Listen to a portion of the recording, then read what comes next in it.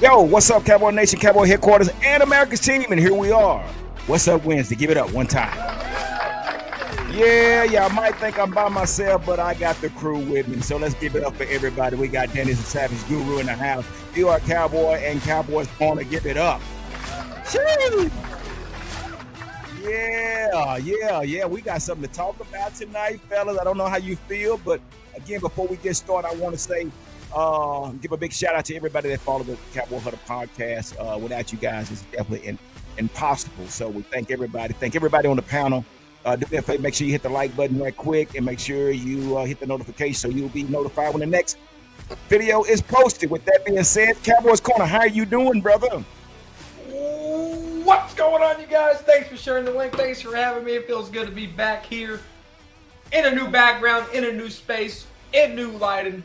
Let's talk Cowboys. A new state. New place. Oh, okay. Officially a host. That's what's up. PR Cowboy, how you doing on your end, brother? Give it up for Cowboy Corner first. Yeah. PR Cowboy, you're a PR Cowboy. Cowboy Corner, good to have you back, bringing the energy and the energy we will need today, definitely.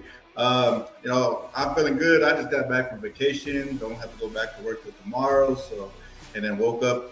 I got my opinion. When I woke up, I feel like some good news for me. But hey, we're gonna get everybody's thoughts on this and get this rolling today. That's what's up. Give it up for PR Cowboy. And last but not least, the guru himself, Danny. Wait a minute, I gotta do it like this. Danny Savage. What's going on, Danny?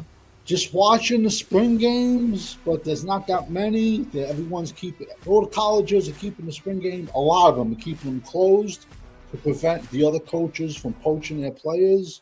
And I've already started breaking down the 2020 for the fall 2025 and the 2026 draft. I already started. I haven't put nothing out yet. I probably not won't put nothing out for like maybe 10 days to 14 days before I start putting players out.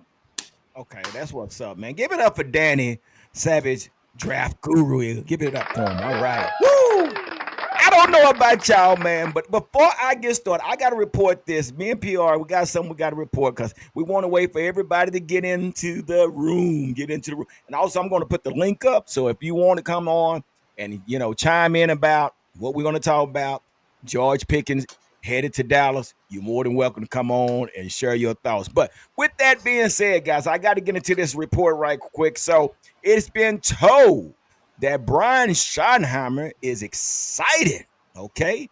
And it's been reported by ESPN saying that he just loves being on grass.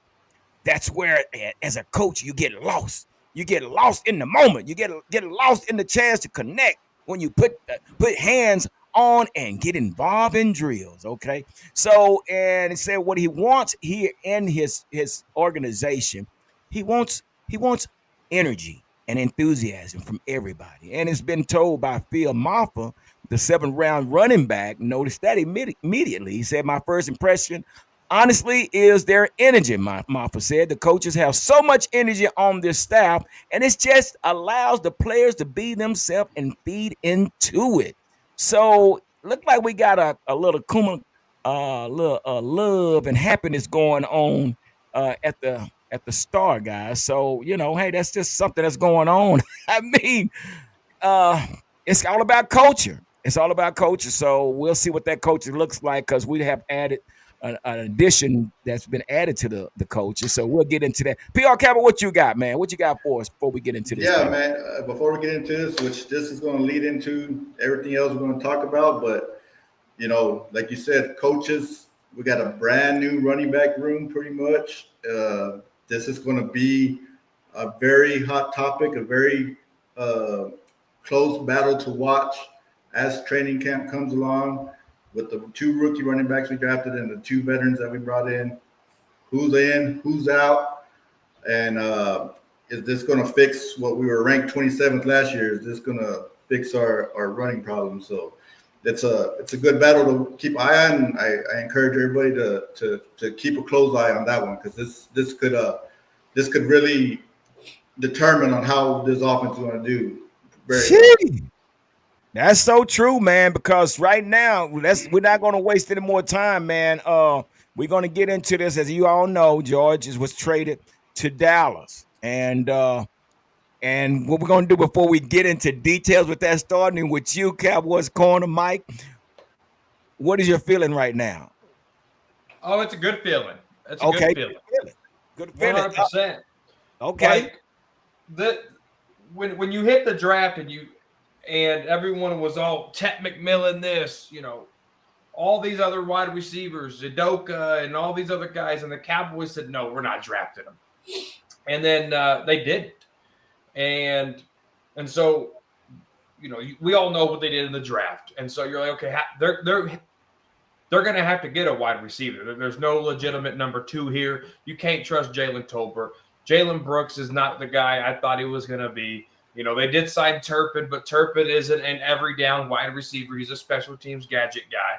So it's like they have to do something. And just last night on the Frisco Report, I mentioned George Pickens. And I didn't think they would do this until they were able to see Tolbert, Brooks, and these guys. I didn't think they were going to be able to pull this off so fast, but they did. And when you go down the list of the wide receivers here on the Cowboys roster, there's not a better wide receiver outside of CeeDee Lamb that's better than George Pickens. There's just not. And that's why you have to like this move, because there's nobody better than Pickens. He's a proven talent. Sure, he's been tardy. He's been late to games. He might be a problem child. New coacher, new faces, new places. That could help Pickens out a lot. All right, so we know Mike is excited. 100%. I'm looking at Danny. Danny, we're gonna let you hold yours for a minute. Hey, PR Cowboys. So how you feeling right now with this trade, knowing that George has landed in Dallas? I like I said, I'm here. I'm excited about it. I feel it brings balance to our team because you get another guy opposite of CD that can, like you wanted, G, can make the tough catches, and you got Ferguson in the middle to help out. Now it's just all about putting this running game together to make it even better. So I feel like it makes us more balanced. I know everybody's going to talk about, the draft picks or this and that. I actually thought this move would be made on draft night whenever Shedeur was sitting there, still there, and I thought we trade back, maybe get him with the Steelers. I thought that would happen. We took this road to get there. I'm good with it. I'm excited about it. Like I said, I'm loving it, and I feel like, look, guys, we were a 7-win team without our guys being healthy. And there's some teams that are fully healthy that can't get 7 wins. So this is a very exciting move for us. Finally, to that moves, like we said, we've been waiting all offseason. That moves the needle for me to get me excited for the upcoming season. Okay. That's 2 likes. 2-0 right now. So, Danny, we're going to leave it to you, brother. I know you got something for us, and I know we're just going to keep this streak going. So, Danny, what's on your mind, brother? Fill us in. All right, listen. Of course, I'm happy that he's on our team. Happy that he's W wide receiver 2. But when you give up a 3rd-round draft pick for 17 games, because let's be honest, he's a free agent. After this year, he's a free agent. So we gave up a 3 and a 5, and we're getting a 6 in return in, I think, 2027.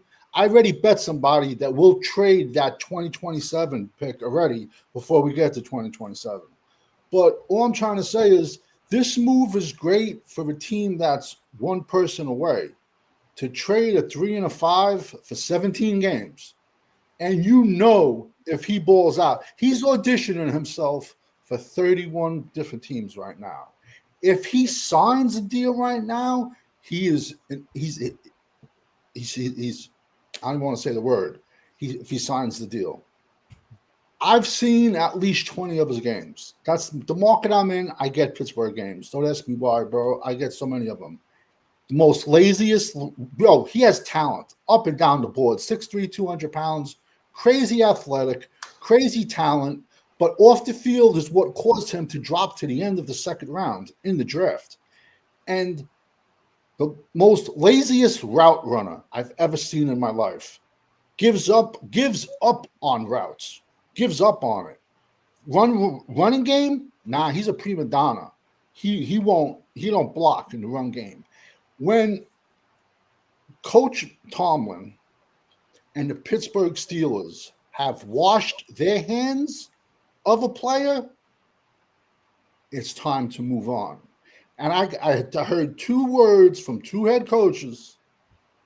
One was very derogatory. The other one was uncoachable. So now, if you coming out of Georgia and you were a headache in Georgia, you were a headache in Pittsburgh, which is a one light city. What's going to happen when you come to Dallas? He's been anointed the superstar already. Camp hasn't even started. He's been anointed the wide receiver 2 position. Just like I said, draft night, Tyler Booker has been anointed the right guard position. All I'm trying to say is, am I glad he's on the team? Yeah. But let's be honest, I'm leaving on this one. His favorite is the 50-50 jump ball. That's where he's best at. Mac does not throw a 50-50 jump ball up in the air like that. Yeah. So we got a 50-50 from Danny. So give it up for Danny. He got a 50-50. So now, and I agree with everything what you guys are saying. I really do. But I say this here too, man. It's nothing like playing for America's team. Okay. We have to definitely say that. I think this is going to be the big move for George Pickens. I mean, you're in a state where there's no state taxes. You can enjoy that. But not only that, but you're playing with this star on your side of your helmet. And yeah, like PR Cowboy said, I've been looking for an X receiver. This is the prime protege that we need as an X receiver. And if I'm looking at his field play and his athleticism, I have to say this is the guy to complement CeeDee Lamb. But not only that, we're adjusting this front offensive line to be able to run the ball. So if we're going to run the ball and you got this split backfield that's going to complement Dak, I see it working. I see it working in our favor, and working in our favor to where this makes Dak a better quarterback. And we have to ask ourselves, when was the last time Dak was a good quarterback? It was up under Scott Linehan because they had the balance. And I think that's what Brian Schottenheimer is trying to bring back, the balance. So now these defenders, they're going to have to pick their poison. They cannot double team neither receiver. They're going to have to pick their poison. But again, this actually opens up for the offense. This is what now, Danny, what you said also as far as the off the field issues, yeah, that can be a problem. That can be a problem. So hopefully that won't be the case. So we'll just have to see what you got. What you got, Cowboy? And G, and aren't we taking risks with all these players that we get of that? We draft players. We're taking risks, right? We don't know if they're going to pan out or not. And I think if I remember right, if he does sign a deal somewhere else next year, we get at least a 4th round pick back or a 3rd, either one or two. So we're pretty much giving up a 5th in 2 more years. And look, is this a move that I would have wished they would have done like 3 years ago when you're 12-5, you give up a 5th for if you're going to rent a player, whatever the case may be? Yes. But I don't mind this move at all just because I don't feel like I'm not worried about future picks right now because we have a veteran quarterback that only has 2 or 3 years left. I'm worried about right now. So I'm not worried about guys that I don't even know is going to make this team here in 3 or 4 years. So that's where I like this deal right now. Yeah. Well, we got our next other panelists on the panel with us tonight, and it's Cowboys Champ. Give it up for him. Cowboys Champ, what's going on, brother? Hey, how y'all gentlemen doing tonight? We're doing good. So we want your opinion. How are you feeling about this trade that we have made with the Pittsburgh Steelers?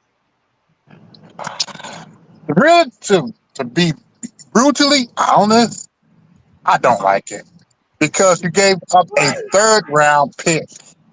Me personally, I would a 5th round pick because we don't know Pickens' if a player change teams, that'd be better for him. But we don't know the state of his mental. If he's going to show out like Pittsburgh, y'all was wrong for trading me. I'm gonna team up with a better wide receiver with CeeDee Lamb. We don't know, and also I do not trust number 4 to give him the ball like he should, and that's another problem. And Oh. I'm just stating. I mean, like, here we go. Traded 'cause last year. Remember, we traded 4th-round pick for Minga. Now we traded a 3rd-round pick for Pickens. What is the front office really doing, man? You could have drafted a wide receiver in a draft, but Mm. like I said, I'm just a YouTuber. I don't claim to be to know more football about the Dana Jones is doing, but 30 years we haven't sniffed the NFC Championship, so Yeah. apparently us 5 on this panel know more about how to build a team versus the billionaire. So, Mikey, I see the body language. Would you care to share with us what's on your mind right now? I mean, I just cannot go past without asking you because there seems like there's something on your mind and we need to hear it. Well, there's a couple of things, and there's some follow-up questions here, Champs. Champs, you know I rock with you. You're my boy. You don't like it, okay? So let's say they didn't trade for Pickens and you go with what you have now. Do you like that? Do you like that? Okay, again, I don't like the fact they gave up a 3rd-rounder. No. I know they're taking chances, but I know. Hold up. I know about. I'm gonna answer it. No, I don't. I don't like what we got right now. But with now Pickens, with Pickens, do you like it now? it's The talent on the same level. No, but it remains to be seen. What I mean with which player are we getting from Pickens? The one player that disappeared in 5 games, or the one that will come out with 5 catches, 120 yards, and 3 touchdowns every other game? I mean, every so often. That's Pickens. It's consistency with him. Go ahead, Mike. Yes, I know that Pittsburgh did not have a good quarterback to throw it to him. But go ahead. I'm just lost for words here. So so you know that he don't have a good quarterback. You're gonna knock him on his quote unquote inconsistencies, but yet he had 800 last year, 1100 before that, and 900. He had 900 last year, 1100 the year before that, and 800 his rookie year. But we're gonna say that he has inconsistent quarterback play, but yet his touchdowns are iffy. You know, he only had 12 in his career, but that's why he's not a number 1. Those type of numbers make you a number 2. So when you look at this as a whole, Dak Prescott, and I'll tell you this time and time again till the cows come home, Dak Prescott in the regular season is MVP. MVP, regular season Dak Prescott is where you get the best play. January is what kicks Dak Prescott's in the ass. January, right? So if I can get good play from Dak, which I know I will, between September, October, November, December, and somehow that running game's clicking on all cylinders, and we can tone it down and run the ball, and we might be able to get a little further in the playoffs, right? But to sit here and say you don't like it because of the draft compensation, the draft pick's gone. The talent in the wide receiver room just shot up a lot more, not a little bit, a lot more. Because if we were talking about we need a wide receiver before the draft, we didn't get wide receiver, and you're going to tell me it's the same thing, but we know that George Pickens is better than any other wide receiver on this roster outside of CeeDee Lamb, and if you don't believe that, you're fooling yourself. Period. All right, I got to speak up a second. Okay, let me ask you this. Okay, what you just said, everything is true about Pickens and CeeDee Lamb as a tandem. Do you trust number 4 to throw them the ball I just He it's on just, a he said correctly that. He said basis? from September to December, and also two, But you know we're what? I'm not. talking about, now. I'm talking about now because Yeah, Dak now is not the same Dak he was 5 years ago or 4 years ago. we know that, and that's why this. If you look at the coaching staff they put together and what they want to do, they don't want to put it on his shoulders. They want to make this run game go, and then have the pass game. That's going to help him. Look, and I get the frustration. We get all that. That's why I'm not worried about the draft picks, like I said before, because we only have this small window of whatever is left of that. So you have to try to make the best of it now. And third round pick, like you said, we probably, if he leaves, we still probably get that back, maybe. But even at that, third round pick, we drafted a quarterback that had a torn ACL in August, September. We don't know if he's Yeah. going to be ready. What you got, Danny? I know you had something to say. What you got? Go ahead. Micah Parsons, free agent. Duron Bland, free agent. Ferguson, free agent. Sam Williams, free agent. Trey Smith has to get paid. Left guard. Brock Hoffman, one of our centers or guards go down, you're going to realize how important Brock Hoffman is. You want to divide a locker room down the middle?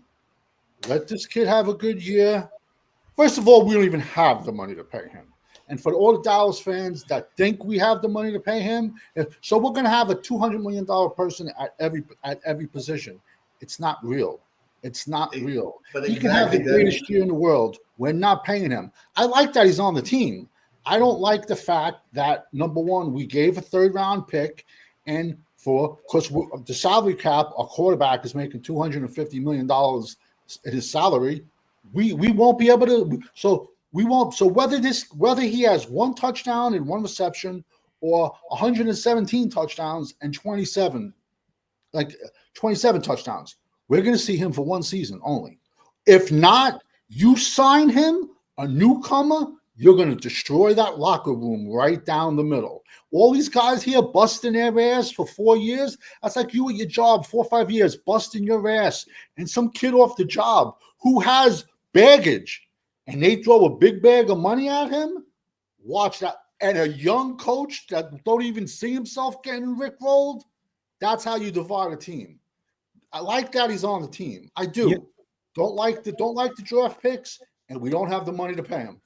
what You know, this is something that Steve Smith said about George Pickens, and we're not. I know we're looking at the Dallas Cowboys side of things, but let's go back to Pittsburgh and why Pittsburgh decided to do what they did. Well, they got DK Metcalf now, okay, and this is what Steve Smith said: you can't have two multi-million-dollar receivers on the same team, and he said one had to go, and he's mentioned that it was George that was the one had to go. Now you can't keep the two on the same team. So again, like you saying, Danny, do you go and pay this guy after this season? Maybe not. We don't know what that is all about, but we know we're in the now, and we just have to play the now.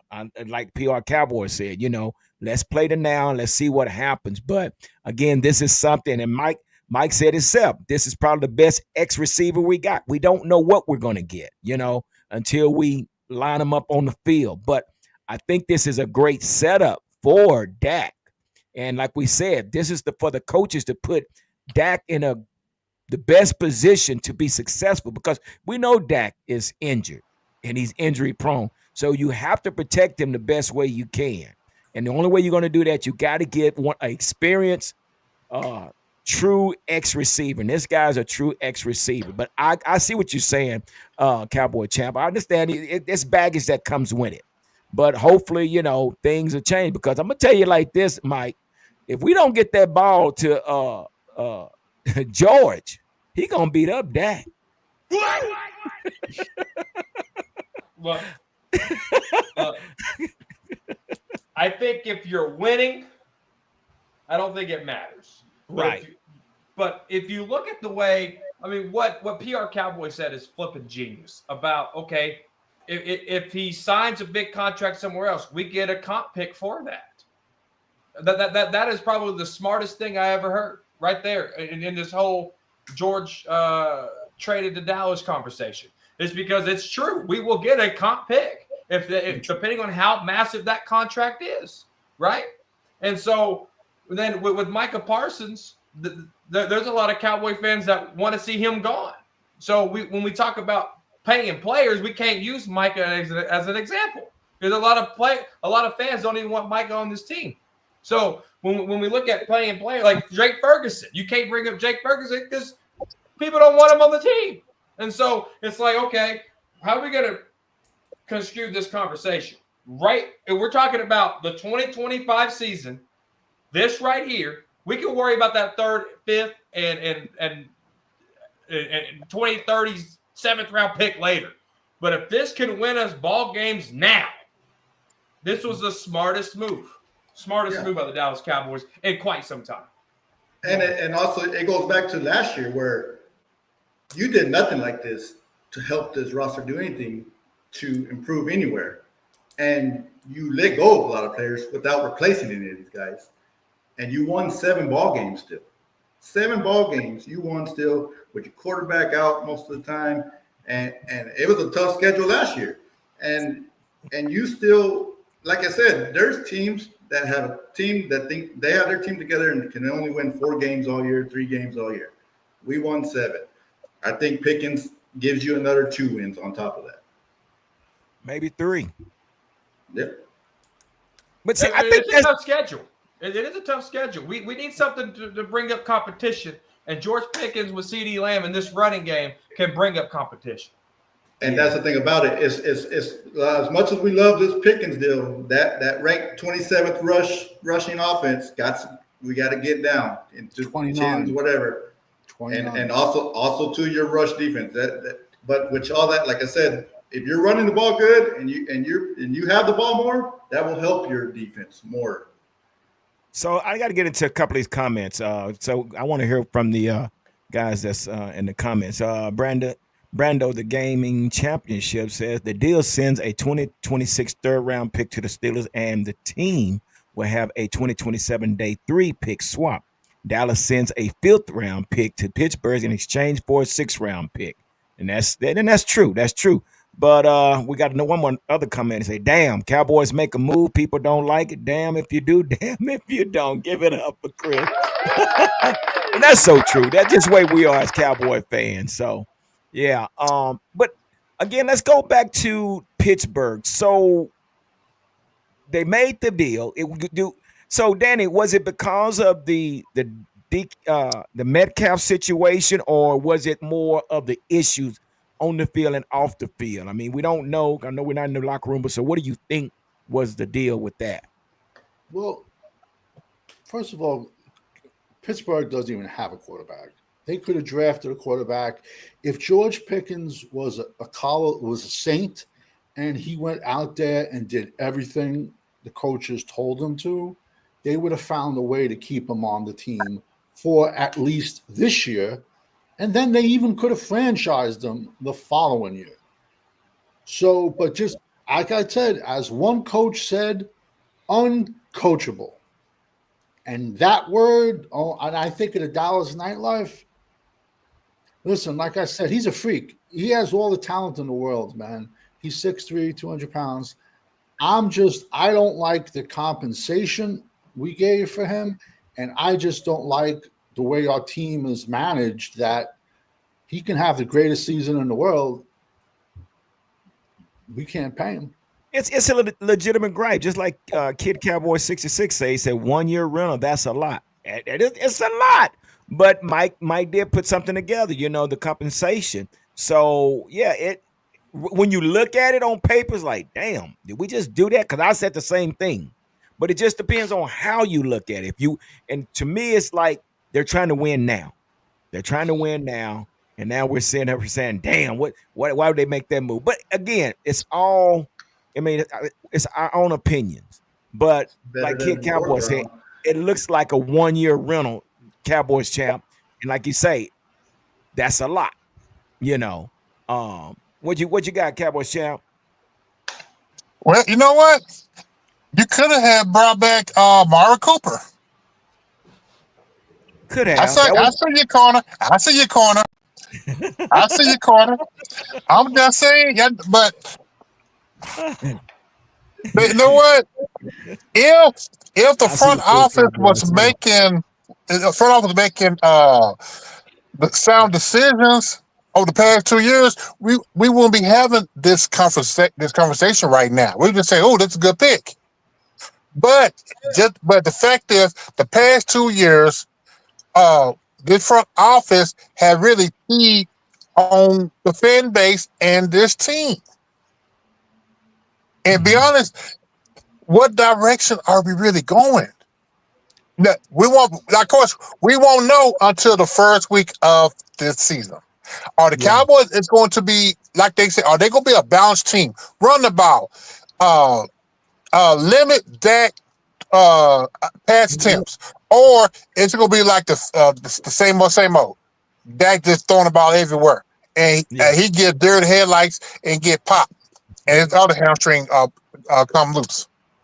So we got somebody else, and I appreciate that, Cowboy champ. I mean, like I said, we all got our opinion. So we got somebody else in the house, and let's see what he got going on or she got going on. Cool Cowboys in the house. Give it up for Cool Cowboys. Are you there, Cool Cowboys? Yo, what's up, everyone? How y'all doing? What's up? Hey, how you doing, brother? Good to have you Hey, how on. you doing? As you could tell, we know what we're talking about. George traded to Dallas, so let's hear your thoughts on that trade. Honestly, I'm shocked these guys even did this in the first place. They usually don't make moves like this. As for George Pickens, I mean, there's very real concerns with him because I mean, there's a reason there's a reason why he was let available. You don't let a receiver of his talent be available, which means there's some serious off the field issues. So hopefully they get sorted out and he doesn't be like an Antonio Brown 2.0 situation because then that would suck and we wasted our first third round pick. But the thing I don't like about the trade also is that he's only going to be here for 1 year potentially and he can leave. So I don't see the long term. This feels like a short term investment to me. I don't think they're going to extend them until maybe after the season or either just let them go in free agency. But apart from that, I don't know. I'm just kind of shocked they even did this, to be honest with you. Yeah. So, Cool Cowboys, do you think it's because they took Pittsburgh got the jump on the deal? They know they wasn't going to pay him next year, so it could be possibly they released them so they wouldn't have to pay, and now it's on Dallas now. I mean, because if he does have a great season, that means Pittsburgh has to pay him. If he has a great season with the Cowboys have to pay him. He's going to be looking for a big contract. So could that be the reason that Pittsburgh released it because they got a jump on not having to have to pay George Pickens? Yeah, I could see that because they traded for DK Metcalf and they paid him a huge extension. Not to mention, I heard rumors that Mike Tomlin was the main reason why he got traded. It wasn't the GM or the owner of the Steelers. It was the coach. He wanted them out, and he clearly wanted DK Metcalf and said he did not want George Pickens. And they both those receivers have similar-ish playing styles. So I feel like it was just natural that they were gonna let him go. Right. And I guess they were lucky to get a return for him instead of just cutting him. And I don't think they could pay both of them. There's just no way they was going to pay both of those receivers. So, Mike, Kid Cowboy said Pittsburgh fleeced us. What is your take on that? This is what Kid Cowboy said. Not at all. Not at all. It was not. No, not at all. So when you look at Mike Tomlin, right, and we want to talk about maturity issues, sure. Pickens was flagged twice for unsportsmanlike conduct in the game against the Cincinnati Bengals, and was also involved in a scuffle with the Cleveland Browns player. So that there was some fines and some penalties of being late to a game and being late to practice, whatever. But we're gonna not sit here and act like Mike Tomlin's a saint. We're talking about the same coach that stood on the field and interrupted a house call and slowed the guy down and got him tackled. This is an ego thing. Pickens likes to do things one way. The head coach likes to do something another, and there was no common ground meet in the middle. We're talking about grown men here, all right? Grown men. So Mike Tomlin's no saint.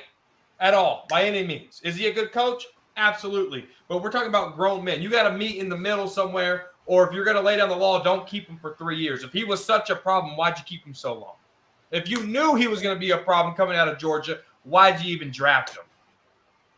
Pickens makes plays.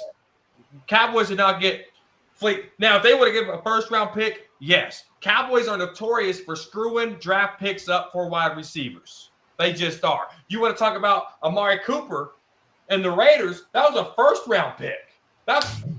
They gave up a fifth-year option and a draft pick for Amari Cooper. They extended him for 2 years and then cut him because they didn't want to pay the $20 million. That trade was screwed up. You look at the Roy Williams trade, the wide receiver out of Texas from the Lions. That's a messed up trade. You look at the 4th-round pick that we traded for Jonathan Mingo.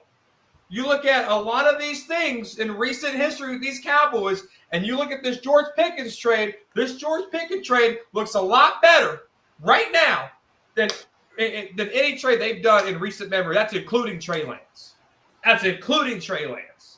Cowboys did not get fleeced here. They got the deal right. Yep. Danny, go ahead, PR Cowboy. Go ahead. And just to go off of that, look, I think a lot of this anger comes from like what you just named, all these these bad trades, 4th round for Mingo, this and that, and then you come and do this deal, and you're making a judgment off of stuff we've done in the past very bad. Yes, I agree, we have done bad trades in the past, but like you said, I feel like this is a very good trade for us. Look, issues with them, probably. He probably got some. Tomlin, they've gotten rid of players because of that. Plexico, they've had Antonio Brown, and there's nothing new this is how they operate when they have something like that. And we've taken these players, right? All the way to Michael Irvin days. We've taken guys like this that have had issues. So that's just the difference in organizations of what we do here. And look, if we're talking about, if he has a really good year, who's got to pay him? I hope he has a great year, because that's great for us. Like I said, even if he signs a massive deal, we get a compensation back. Okay, it might not be the 3rd, we get a 4th. I'll take that if we can win a bunch of ball games this year and make a push. I will take that. We can revisit this, after a year. If it fails, it fails. And we can revisit it. Okay, that was not good. But right now, my opinion, you have to appreciate the effort. You have to appreciate the effort. That's the thing right there. And gee, we've talked about it. Cowboys would have been on here for the 12-5 season. Whoa. 30 years of nothing, and we have to appreciate the effort. I don't know what world you grew up in. Definitely not mine. Appreciate the effort that they made a trade, and they got fleeced. And this team hasn't won jack shit in 30 years, and we should appreciate that. I'm sorry if I come off the wrong way, but come on, bro. I think it's more optimistic than we've heard in so many years, man. Well, that's like saying this shit sandwich doesn't taste as bad as that shit sandwich. Well, yeah. No. First of all, if you keep doing the same shit for 30 years, you're going to get the same shit for 30 years. The Cowboys had a need. We talked about it all draft. They had a need. They could have easily not traded for Pickens and winning what we had, and we would have been royally fucked, and we would have been complaining that they didn't do anything. They identified a need. They went and they took care of that need. Where's the issue? That's not what they've done the last 30 years. They didn't draft the running back. They didn't draft a running back last draft. Who did they bring in? Ezekiel Elliott. Did that solve anything? This is not an Ezekiel Elliott scenario. This is not how they followed the path of late. This is different. But so now we're the last team. I honestly believe we're the 4th best team in the NFC East. Now, we're still 29th versus the run. We are 29th stopping the run. Would we have rather have signed Amari, get him back, cost no draft picks, and maybe signs a big nose plugger in the middle? I know we got 2 of them, but we got them on day 3 of the draft. We're still going into this season 29th versus the run with 2 7th-round defensive tackles. They're rookies. One's really good. And then our defensive ends are the whole draft didn't even make sense. 1 minute we're trying to get bigger. Next minute we're drafting smaller 6'2", 250-pound defensive ends where there was 6'5", 270 pounds defensive ends on the board. Then we're trying to get bigger. We bring in 2 free agent linebackers that were 240 pounds and higher. Then we drafted a 220-pound linebacker out of Florida who dislocated his knee. So it was like this draft went back and forth, like I know the theory they went with and what they said they were going with. We have to get bigger. We got to get stronger. And I'm all for that. But it didn't even show with our draft picks. Well, it didn't show. And this is the thing also too, Danny. Now I agree with you on that because now that we bring Pickens in, we done brought a plethora of receivers in. You know, we done brought these undrafted free agents where everybody talking about the Trayshawn Holden kid, which I thought, you know, hey, he has a chance. But then we talking about Ryan Flanoy. We got all these receivers. So it's going to be a big shakeup now that you know that you got your number 2. So I see what you're saying. We don't, as far as direction, I want to send this to Cool Cowboy because it's here. Do we know what direction we're going in, Cool Cowboy? Because again, we was looking for these receivers that we brought in, Flanoy, who else we have?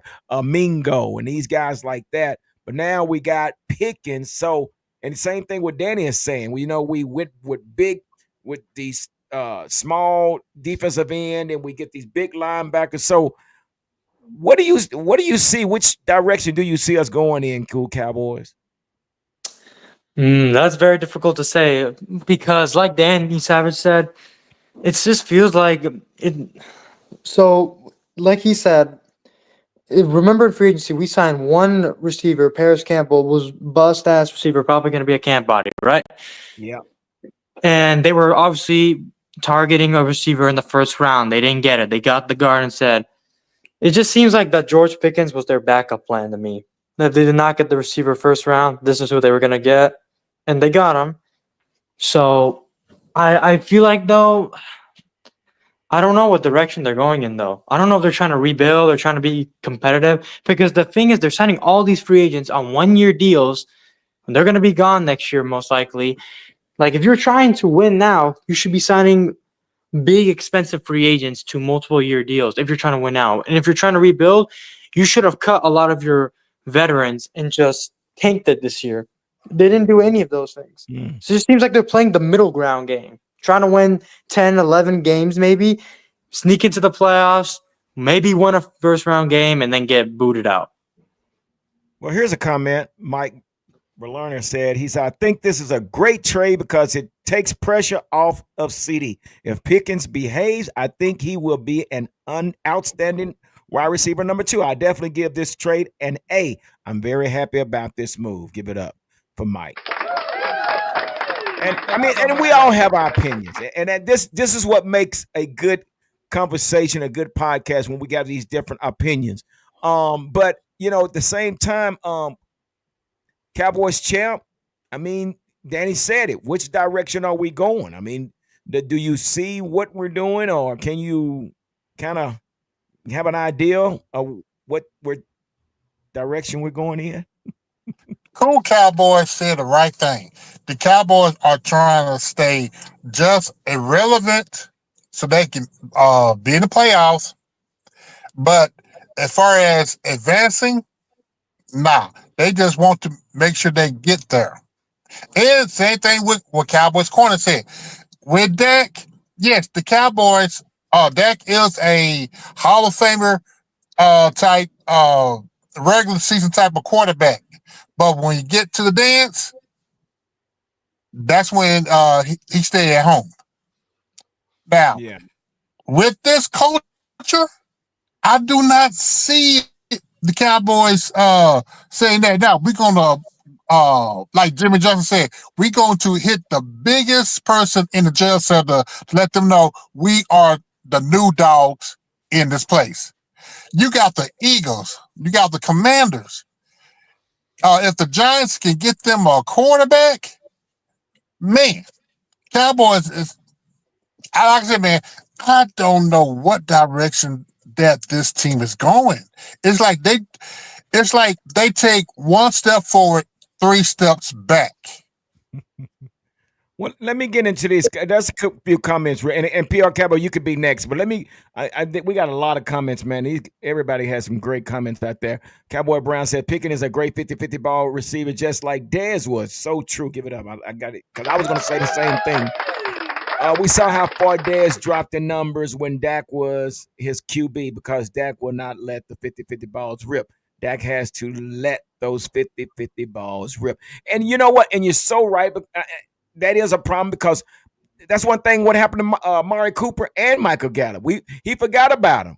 And Amari Cooper had an attitude because, as a receiver, you get tired of running downfield, creating separation, and you're running and, damn, the ball is not coming at you. And the same thing we saw with Michael Gallup. So, yeah, that's a good point. Let me get in this one other comment real quick, and we'll go with you, PR Cowboy. Great pickup. This moves the needles. Fellas, like they say, scared money don't make no money. This move opens up the run game. I'm all in and totally redeem yourself. Give it up for JVS21. Yes, sir. All right, PR Cowboy, what's on your mind? Come on, give us something. I want to pass to the Cowboy Corner because he looked like he's ready to explode here a while ago. Go ahead, Cowboy Corner. I'll let you have it. Go. So, wait a minute. Let me. It's. I want to ask Champs. Okay, if we take 2 step forwards right now with this George Pickens pick, what's the 3 steps back? One, giving overrated quarterbacks a big contract. Number 2. That was 2 years ago. Hold up. I'm not done yet.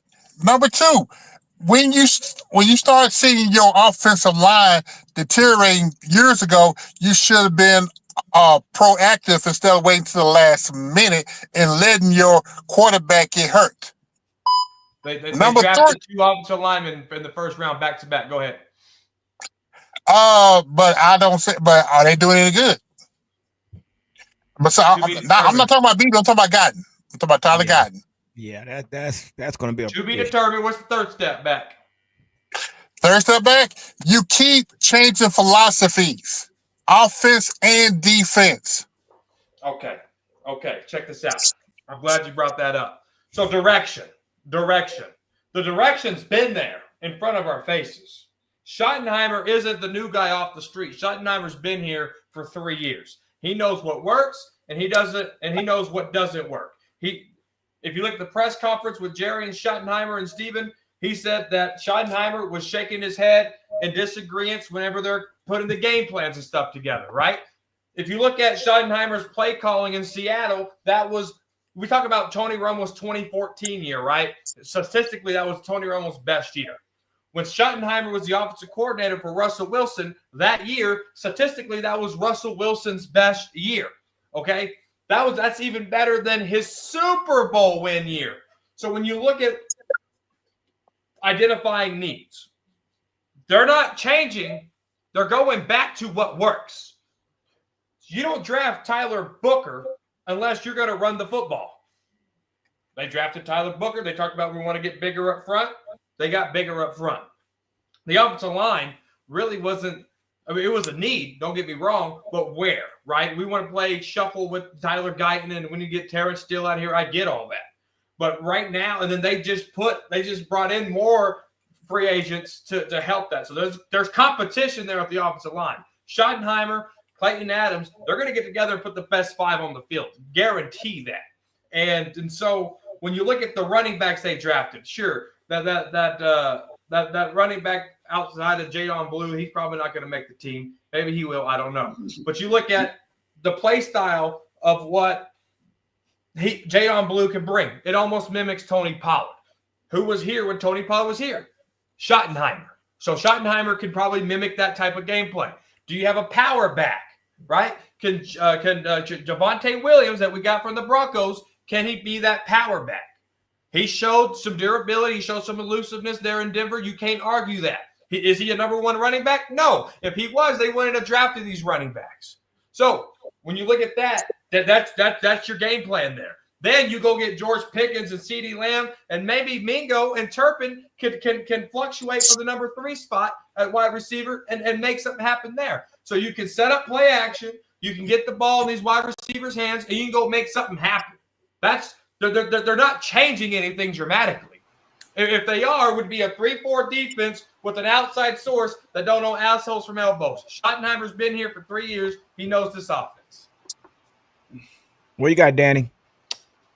The running back in the 7th round that you did not even know his name, Phil Maffa, barring injuries, he will have the most rushing yards on this team at the end of the season. Hey, and I ain't going to argue with Savage. He proved me wrong with Brevin Spann-Ford, so listen to him. I love Blue.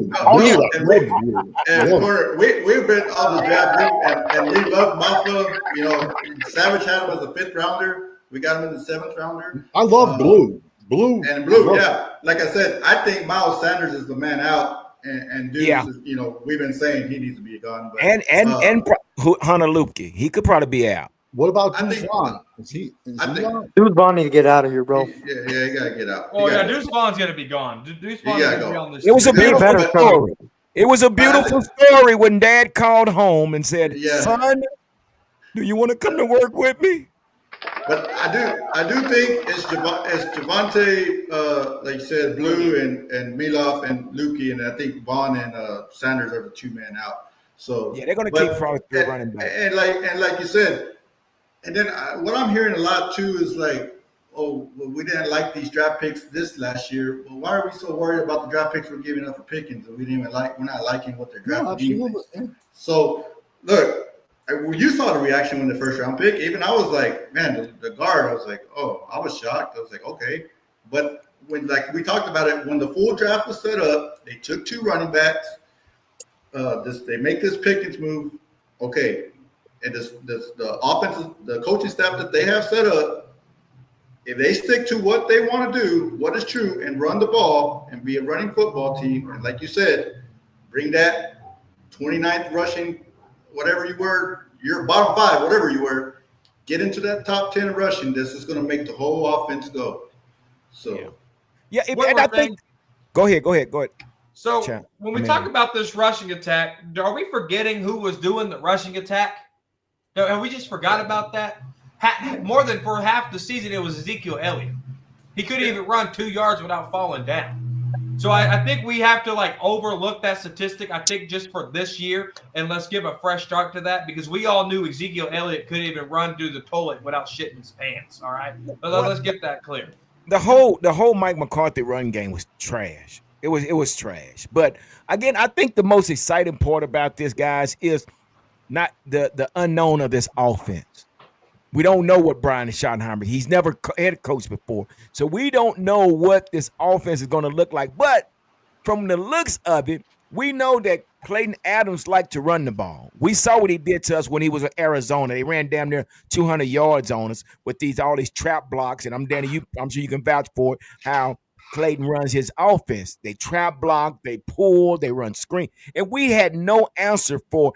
And the running back, Connor, I think that was his name, which – this is where Jaden Blue is going to fit perfectly in this offense, that type of running back. So you're going to have your thunder and lightning in this offense. So I think, again, this is the most exciting part about this offense, not knowing what it's going to look like. But from the looks of it, looks like it's going to be pretty talented offense. I mean, what do you think, Danny? I view mostly Trey Smith and Are you taking Tyler Smith? Tyler Smith and Trey Booker. I've envisioned them. They're as more zone blocking maulers. I don't view them as pulling them left and right every single play. They're not like that, especially Booker's. He's not. He's a built-in masher, like in the zone blocking scheme. Remember that one year we seen Lyle Collins? He pulled. He pancaked Bobby Wagner. Then he ran another 15 yards downfield, peg-naked Earl Thomas. You're not going to see that with Trey Smith or Tyler Booker. You're not. They're not that athletic. They're just mean crazy ass maulers. So I see that being an issue. But I mean, listen, it's also hard too on these kids. Like, what? Some of these kids, it's their third coach in 3 years, man. So I mean, it remains to be seen. Like Yeah. I said, I like the kid on the team. I like having him on the team. I just didn't like the way the picks were structured. That's it. That's the only reason. But he's good, bro. He's a genetic freak, bro. The kid. But there's reason, and we've had this conversation before where we've all said you can be an axe murderer, and the NFL will give you another chance, and a third chance, and a fourth chance. But listen, I don't think he's as bad. Listen, I don't know. Maybe he is as bad as what they're saying. I don't know, but they're killing this kid. So No, I mean, listen, I hope he comes. I truly wish he catches 17 touchdowns, or if he catches none, then no. Then all the Dak fans just have to, burn their jerseys because now they have no more excuses. We got two rookie running backs. We got a tight end. We got a rebuilt offensive line. We got George Pickens. I was confused him with Carl, who played for the Cincinnati Bengals back in the day. yeah. Ironically, they have similar play.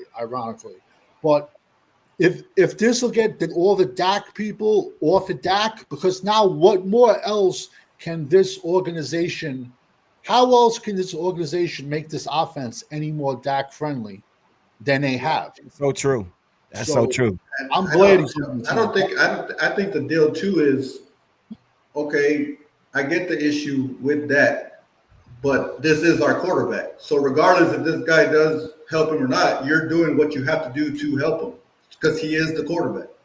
So, let go of the contract from 2 years ago. It's done and dead with. This is the guy for the next 2-3 years. And you got to try to put players around. We all know that, right? You got to put more players around to try to win ball games. So cool, Cowboys. Who is going to be our third receiver? Mingo? Will it be Mingo? I hope Mingo, bro. I'm gonna be honest with you. I'm so sick of Jalen Tolbert, bro. He makes one catch every 2 games, bro, and disappears. But I have a feeling I feel like it might honestly just be Mingo and Tolbert splitting reps. Honestly, they might not have a true number 3 receiver. They might just have them both splitting reps, depending on how Mingo looks. But yeah, honestly though, the third receiver is not going to get many targets because they're going to run the ball more. Hopefully, Jake Ferguson will bounce back, and now they have George Pickens and CeeDee Lamb. So I don't see the third receiver being a big part of the offense, apart from blocking and third downs and stuff like that. So what are we going to do with Cavante Turner? Did we just sign him to a 3-year contract to be a special teamer? Oh no, he'll be involved in the offense. He'll be involved in the offense. He won't be a full-time 3 though. No, he'll be a full-time 4, but and you'll see him a lot in this. I think Schottenheimer, like I said, he's sat behind this shit for 3 years. He knows what's going to work and what's not. Yeah, he's been a successful offensive coordinator. So, and this is another thing. Now, this what could happen. It's just what I'm thinking, Cowboys champ. In order to keep Deuce Vaughn, you get Cavante Turpin more involved in the offense, and that's just the only way I see Deuce Vaughn hanging around. For a 3-year contract, come on, he got to do more than just special teams. So I think he'll do more on the offense. He might even be our third receiver. I'm not counting that out, Cowboys champ. But okay. You know what? By them drafting Blue, bye Deuce Vaughn. So you saying Blue gonna do? Deuce Vaughn's supposed to have been that scat back. I guess that player like that gets play, but he can't do it. So Danny, let me ask you this. So do you think it was the offensive scheme? See, this is a problem. This is a thing a lot of us don't, and I'm not saying you guys, but a lot of people don't understand. Sometimes we draft players and they don't even fit the damn scheme. We see a lot of players lose value because they don't fit the scheme. And Mike McCarthy, for whatever reason, a 5'6" running back, you want to run him like he's a fullback up the middle. No, he did the same thing with Tony Pollard. It's the same thing. A lot of times, players are scheme specific. Perfect example, Pollard breaks his leg, we franchise him, and then the following year we run them up to A and B. I go back to I'm as old as the numbers were. I mean, the holes were numbered, so it was 1, 2, 3. It was numbers. Now it's letters. But he ran him up the center. He ran him up the gut every single play, and he could have catch the ball, and he could have run the ball. Yet years prior to the broken leg, they would spread him out, throw him short passes, throw him a little dumps, and then once they paid him, they went away from that, ran him up the middle all year, let him get healthy, and then the Titans gave him like a $30-40 million deal, and he's doing good with the Titans. And they ran him. But when you get those old coaches like that, and I ain't gonna call them old, but when I say like when someone gets set in their ways, I mean, listen, man, we saw Ezekiel Elliott on the field and get San Fran limping on one leg, and what was that? Was that Rico Dowell standing in the corner? We had a fresh running back in Rico Dowell, yet Zeke is limping around in the playoff camp. Why did they put Rico in? Well, So at least he's out of there. He's getting some money. It's just, I don't know. What's up with you, bro? I'm talking. My dog was coughing there for a second.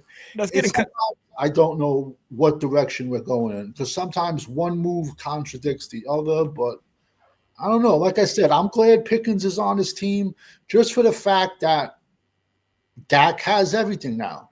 No more. There can be no more Dak Prescott excuses. No more. Yeah. No more. Let's get into some of these comments, man. Like I said, everybody got some great comments.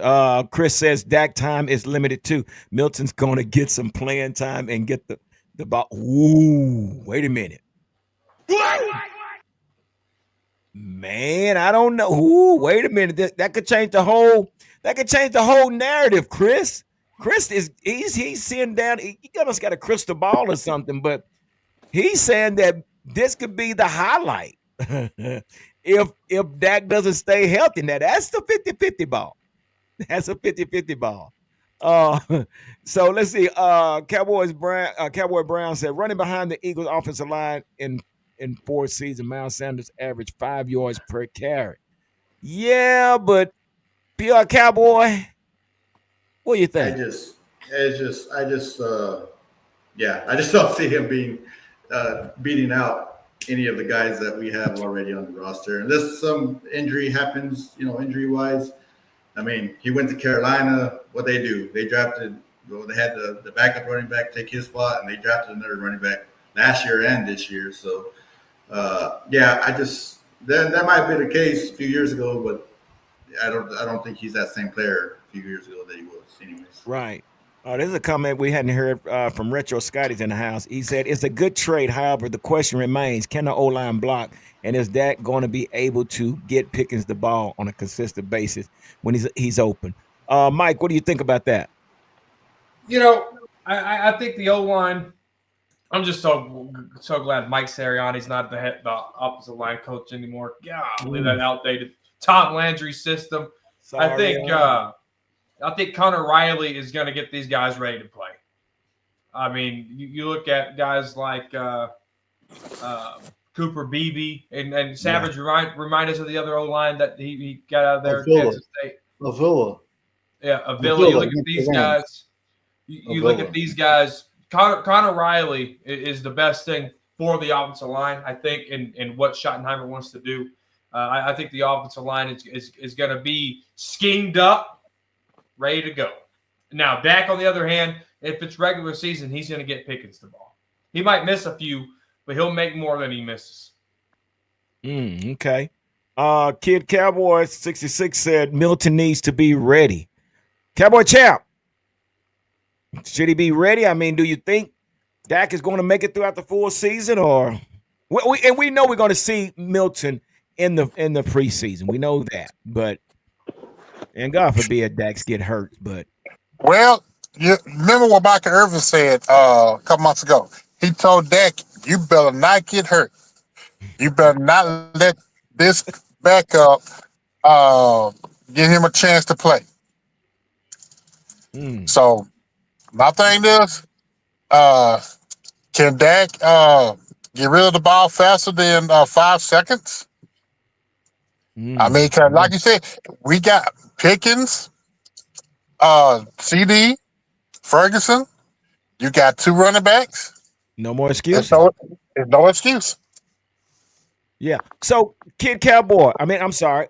Cool Cowboy. So, how you can we make a I guess a final call on Milton off of one highlight game? Or how do you feel about Joe Milton the third? We don't. To be honest, we really don't know yet. Even though he did play that one game, that was against backups. He's gonna get a lot of run in the preseason, and if that gets hurt, which hopefully he doesn't, but if he does, then he'll be the guy because Cooper Rush is gone, and we all know Will Greer. He ain't gonna do anything. Yeah. So the thing is, I like about Joe Milton is that he's got a really strong arm. The question is his accuracy.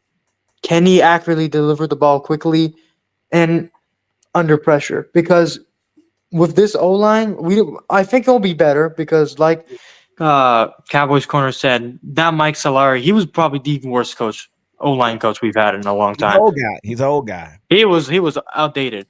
So I think Yeah. it'll be improved, but how much will be improved? We don't Yeah. know yet. Yeah. So So let me ask you this, Mike, before we get out of here. But I want to ask you this. So we still have this question mark at left tackle, man. I mean, dude. I mean, are we going? What are we doing? What? How do we fix this? I mean, are we going to fix this, or are we going to bring somebody in to replace this guy? I mean, again, I say this, Mike, and I said this to PR Cowboy a lot. It's not easy to move a right tackle to left tackle. It's just, you can say it can be done, and can be done, but you're putting your weak side tackle against some very aggressive defensive ends, some of the best in the league. So how are we going to address this situation? I mean, what do you think? No, 100%. It's a great question. If I'm Schottenheimer and I'm Connor Riley and I'm Clayton Adams, who has a good history with offensive line too. I mean, he was offensive line coach for the Arizona Cardinals before coming to be our offensive coordinator. So we have 2 good offensive line coach minds here. How are they going to use Tyler Guyton? How can they identify what's wrong with Tyler Guyton? Number 1 is he needs to pack on weight. He's too lean. And number 2, he needs to work on his kick out. How can he work on his kick out, and how can he control his hands? And because he even did it in Oklahoma, his reach to punch, he's like a T-Rex. So how do you identify that, and how do you fix it? So when I look at Clayton Adams, Connor Riley, I have faith in them that they can put him in the best position to learn. Now it's up to him to soak up that knowledge. Because Dak Prescott, it's like with Dak Prescott. He goes to quarterback camps with footwork. By week 8, he's back to the same old undisciplined footwork. Tyler Guyton, if he can catch on to this technique that they're going to teach him in training camp, and it can translate into week 1, week 2, and he can stay consistent, that's only good for him. And I think they're going to teach him some new things, some new techniques, and get that fixed. But a lot of it has to do with weight, and a lot of it has to do with this punch, and a lot of it has to do with this kick out. If they can get that in order, and he can stay disciplined and being consistent on that, I think you got yourself a hell of a left tackle. Yeah, I totally agree because again, it's a different technique from right side to left side. And the only reason Tyler Guyton played the right side was because the quarterback was left-handed. And for whatever reason, I don't know how they come up with this idea. Well, if he can play right, he can play left. No, whoever said that, it must have been out their mind. So, Danny, go ahead, Mike. What you got? Speaking of Lyle Collins, Daddy said earlier, Lyle Collins had a switch from left to right. And they asked him, they said, how is it switching? And this is what he said verbatim. Have you ever tried wiping your ass with your left hand when you're right-handed? Yep. That's so true. Give it up. I like that. That is so true. And I couldn't fathom that happening. Danny, right here. So Thomas Johnson said something. He said, don't start this, all the Dak stuff. And we all know about that. But he also said, we still got work to do. Defense got flashing red lights at DT, cornerback, and linebacker. That is a great comment. Danny, do you agree with this? Yeah, I do. 100%. We do. We have red lights flanking everywhere on this team. We said pre-draft you can throw a dart at the board and it's a position of need. You know, I mean, I'm being honest with you. We could have improved. We still can improve. I mean, our whole secondary is injured. Besides the safeties, That's every true. one of our cornerbacks is coming off a knee surgery or a Man. foot surgery. That's a very bad combination to be coming. Mm. And listen, I don't know, man. It's just it's Dallas. It's going to be another one of those years, and I don't know, man. They were saying that guy in Texas, they call him the offensive line guru, that guy Duke Merriweather. They were Yeah. saying Yeah. he threw Tyler Guyton under the bus. Like he's not working out. He's saying, I don't know what's wrong with him. He's not where he should be. Well, we know. He's saying immature factors. And that's exactly what Tyler Guyton said to Dallas during his interview. When they were doing his 30 for 30 interview, when they had all the scouts and the coaches, the guy goes, you're 6'8", you're 330, you got hands down to your ankles. Why'd you only start 13 games? And his answer was immaturity. Now Duke Merriweather is saying he's immature. So I don't know, man. I mean, hopefully he gets it. I had him graded as a right tackle. But then what I don't understand is, so we have question marks. Well, we know Steele sucks, but he's at right tackle. But now left tackle, we got question marks. And I like Johnny Cornelius, the offensive tackle out of Oregon, but he's a right tackle also. Yeah. Yeah, there were left tackles on the board. I don't know. Maybe the coaches know more than me. I think I like them though, but there was left tackles on. it was more ego, but I wanted before you get out of here, because we're all going to get out of here in just a second. But I want to get your take on this situation that Thomas Johnson just mentioned at the red lights at the DT cornerback and linebacker position. No, I mean he's right. We, if the offense is not clicking, can we depend on the defense to hold up? In certain games, because there's games like that where we're just not clicking, and hey, can the defense make a couple of stops? We do all this talk about Dak in playoffs. Well, I can remember Micah not showing up. I can remember a bunch of guys not showing up, not just that. So, this is where I feel like if you're going to be true to what you're preaching this whole offseason with the coaching moves, with the running backs drafted, with the offensive guard drafted, and you're going to be true to running the ball. You said this last year, right? Hey, we want to run the ball more. They didn't do it, right? Are you going to be committed to that? And if you're going to play this time possession game and keep your defense off the field, that's what's going to help your defense. We've done this before where we've had really bad defenses and we were able just to run the ball. And that's where I want to see if we can do that. I don't care if you have 8 men in the box, we're still going to run and we're going to get 4 or 5 yards. That's what I want to see, and that's what's going to help the defense up. Yeah. All right, guys. Let's go to our last remarks. Starting with you, Cool Cowboy, man. We appreciate you coming on. This is what we do on Wednesday night. You're more than welcome to come through anytime. Give us your final thoughts of our Cowboys and what your expectations are from starting today. Appreciate you having me on the show. It was a great talk. As for my expectations, so I don't know if you know this, but I was on Fifth Channel, right? And I originally said that I think the Cowboys would be really bad. They would only win like 5 games. Now, after all the moves, and lately, this was before the draft too.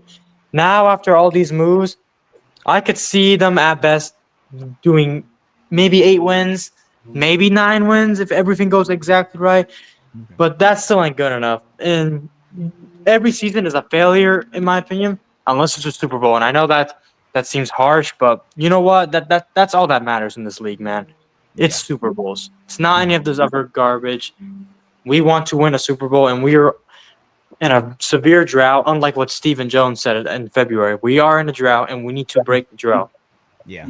And that's the thing, that you have 2 types of fans. You got those fans that just want to see progress, and then you have those that want a Super Bowl. So, and I see what Cool Cowboys is. He wants a Super Bowl. Cool Cowboy, we appreciate you coming on, man. Again, thank you for everything, man. And like I say, stop through anytime when we're doing a live, man.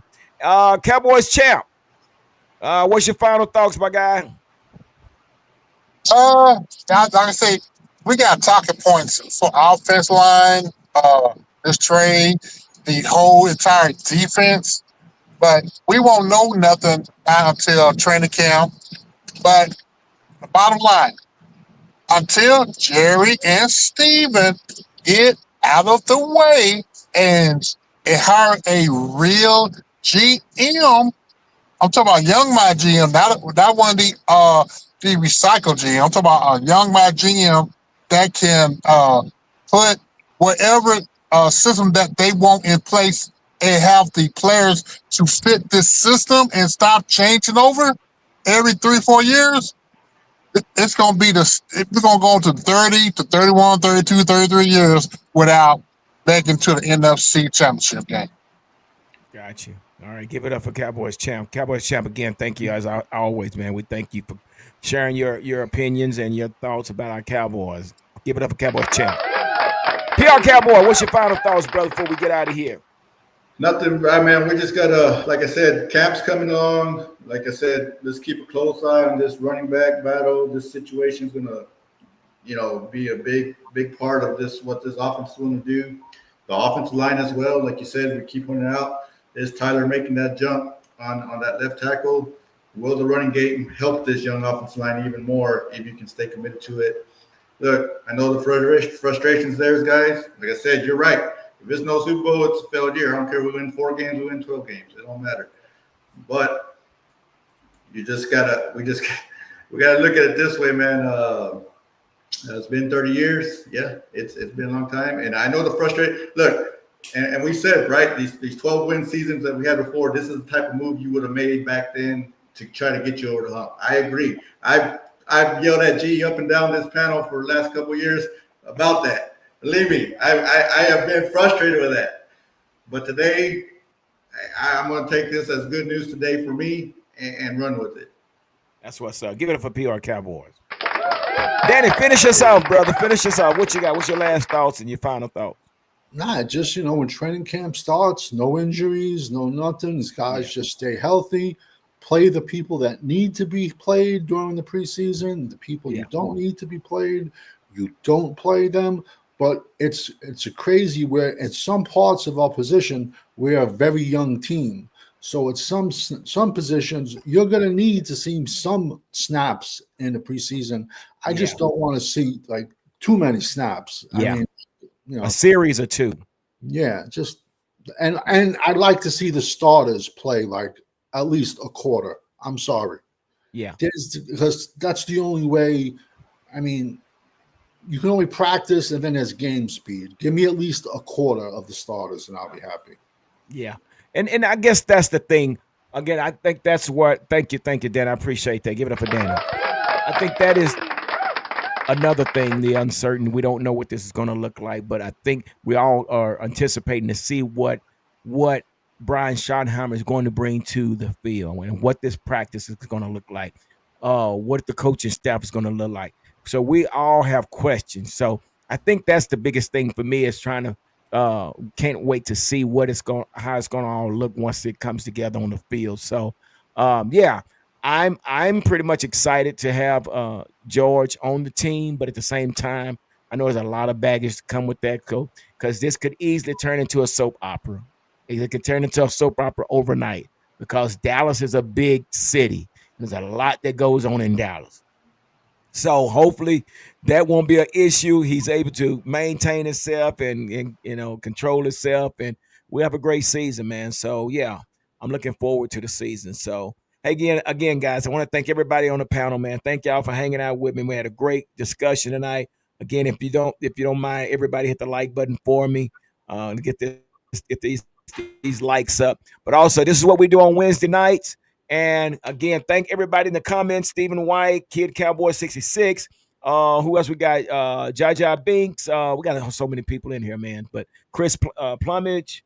Yeah, thank everybody for being a part of this, man. And with that being said, we're going to get out of here. You guys enjoy the rest of your night.